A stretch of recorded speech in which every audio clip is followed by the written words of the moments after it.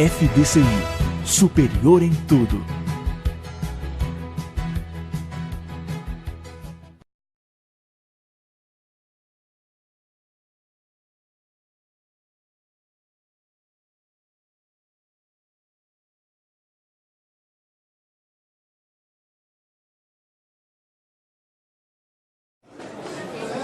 Bom, boa noite a todos, boa noite aos colegas de mesa, o Marcelo, o Isaías, nossos alunos, ex-alunos aqui presentes.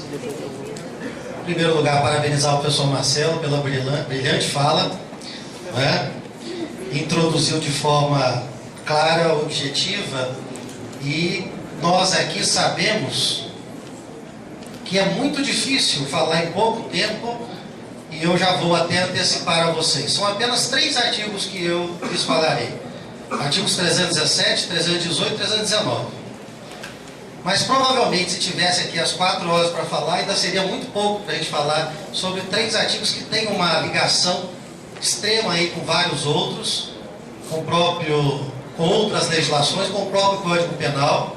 Mas de forma sintética e objetiva, a gente vai tentar esclarecer para vocês algumas inovações, e já começando a falar do artigo 317 de forma crítica, porque a gente, quando estuda domicílio, tanto em outros direitos civil, eleitoral, no processo penal, a gente sabe que o conceito de domicílio é aquele local onde a pessoa passa a maior parte do dia, que não necessariamente é a sua casa. Então, equivocadamente, o legislador, mais uma vez, ele coloca como título prisão domiciliar. Deveria ser o correto, ao meu ver, prisão residencial. Porque o conceito de domicílio é um conceito bem mais aberto do que o legislador demonstra nos 2 artigos que a gente vai falar, que é a casa da pessoa onde ela deverá permanecer.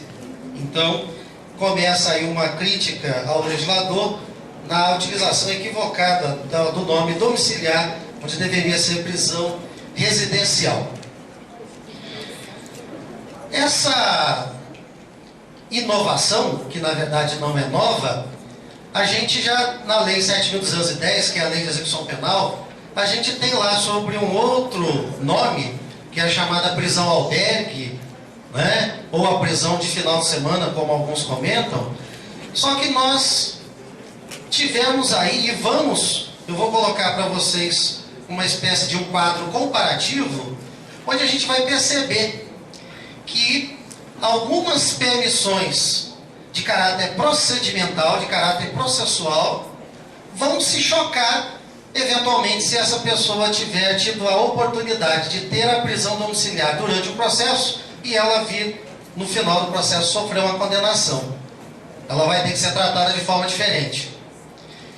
Vejam vocês que uma das exigências para que a pessoa tenha direito à prisão domiciliar é ela ter mais de 80 anos, ela estar extremamente debilitada por alguma doença grave, seria imprescindível que ela fique em casa, né? Que ela obtenha a prisão residencial ou domiciliar, porque alguém depende muito dela. Ou seja, o legislador colocou aqui ou uma pessoa menor de 6 anos ou uma pessoa com deficiência, pressupõe aqui, como ficou em aberto, que seja uma deficiência física ou mental, mas que dependa desse cidadão que está preso. E no caso, a última hipótese, a 4ª hipótese, seria da gestante, que teria também direito à prisão domiciliar. Mas aqui o legislador definiu que somente a gestante a partir do 7º mês de gestação. Então vamos começar pela gestante. Na Lei de Execução Penal, a mulher que tiver ou estiver em fase de gestação, e isso comprovado logo no início da sua gestação, ela já vai ter direito à prisão domiciliar. Aquela pessoa que já está condenada. Aqui o legislador colocou como condição só a partir do 7º mês. Então é um choque entre 2 leis que nós vamos ter que ver aí na prática como que isso vai ser resolvido. A imprescindibilidade para cuidar de pessoa menor de 6 anos. Como que o legislador chegou a esse critério 6 anos, se a lei de execução penal fala que se um homem ou uma mulher tiver uma pessoa menor que dependa dele, ele vai ter direito à prisão domiciliar. Aqui, enquanto respondendo ao processo, só para aquele filho menor de 6 anos. Depois de condenado, se o filho tiver 15, 16, é considerado menor, ele vai poder ter direito à prisão domiciliar. Então nós temos duas hipóteses, eu estou criando um paralelo para vocês, de quem está respondendo. Essa prisão que a gente fala do 318 é a prisão processual, que pode ser, eu aproveitando aqui a fala do professor Marcelo, que falou a respeito da prisão preventiva, dos casos cabíveis. A prisão domiciliar, só para a gente compreender, nós ouvimos a prisão preventiva, vamos ver daqui a pouco a liberdade provisória. O que tem a ver a prisão domiciliar com esses outros dois temas? A prisão domiciliar, ela vem como um substituto à prisão preventiva. Então seria uma hipótese daquele cidadão que já está preso ter a sua prisão substituída, podendo ele ficar em casa. A terceira hipótese, nós falamos então da mulher com mais de 7 meses de gestação, daquele cidadão ou cidadã que tem uma pessoa, um filho com menos de 6 anos ou com deficiência física ou mental, que necessite que ele fique em casa. A terceira hipótese, se ele estiver extremamente debilitado por motivo de doença grave. Ora, essa expressão extremamente debilitado, parece que já está colocando o cidadão num caixão, na cova, e ele extremamente debilitado, naturalmente ele não vai ficar em casa, ele com certeza será direcionado a um hospital, porque a lei de execução penal fala, basta ele ter uma doença infecto-contagiosa, que ele pode ter direito à liberdade provisória, à prisão domiciliar, e vejam, ele já condenado, ele já depois do processo. Aqui, enquanto ainda processado, ele tem que estar extremamente debilitado e essa doença tem que ser grave.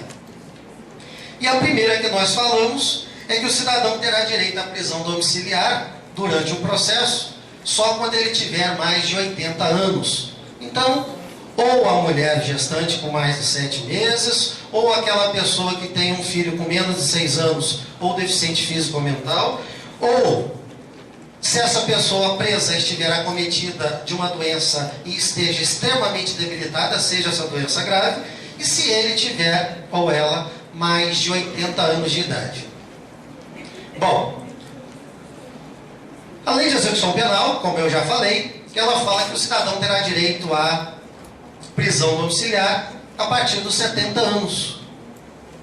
Talvez, até em razão de alguns crimes, de uma certa repercussão de pessoas importantes na sociedade, a gente tenha tido a legislação diferenciada aí nesse sentido. Porque a gente pode abrir os jornais e ver aí jornalistas, pessoas e médicos e tudo mais cometendo crimes extremamente graves com mais de 70 anos de idade. Então, talvez o legislador deve ter tomado essa atitude legislativa aqui, contrariando a própria lei de execução penal. O que é importante que se diga, esta lei não revogou os dispositivos da lei de execução penal. Então, é o que eu falava no começo, nós vamos ter duas leis, esta para tratar quem está sendo processado, e depois, se vier uma sentença condenatória transitada em julgado, aí vai para a lei de execução penal. Aí o tratamento lá, para quem é condenado, é mais brando do que para quem está respondendo a um processo. Então, mais uma crítica de forma objetiva e direta, para que vocês vejam como que o legislador erra, como que ele elabora mal as leis. Muito tempo a gente espera, muita demanda surge, né? O direito ele se move de acordo com as necessidades. A gente está acompanhando aí e com certeza veremos em breve modificações na parte legal em relação às relações homoafetivas, seja no âmbito civil, seja no âmbito penal, porque aqui a gente vê a proteção à mulher na questão da fiança ou da possibilidade de se decretar uma prisão